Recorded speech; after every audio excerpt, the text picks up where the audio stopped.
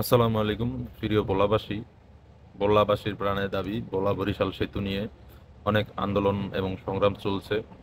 তো আমরা যারা ভোলাবাসী রয়েছি এবং বিভিন্ন উচ্চপদস্থ কর্মকর্তা রয়েছি, আশা করছি আমরা সবাই এই দাবির সাথে একাত্মতা পোষণ করব এবং বিশেষ করে ভোলা জেলার যে 4টি সংসদীয় আসন রয়েছেন এবং এই 4টি সংসদীয় আসনে যারা মনোনয়ন পেয়েছেন বা এমপি নির্বাচিত হবেন, তারাও এই দাবির সাথে একাত্মতা পোষণ করবেন এবং ভোলা বরিশাল সেতু বাস্তবায়নে সহায়তা করবেন।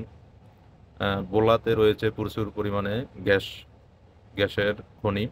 তো আমাদের ভোলা থেকে অনেক গ্যাস নেওয়া হচ্ছে এবং উত্তোলন করা হচ্ছে, কিন্তু সেই তুলনায় আমাদের ভোলাবাসীকে সেভাবে কোনো মূল্যায়ন করা হচ্ছে না। তো আমরা অবশ্যই আশা করব যে আমাদেরকে ভোলা বরিশাল যে সেতুর দাবি সেটি অবশ্যই পূরণ করা হবে।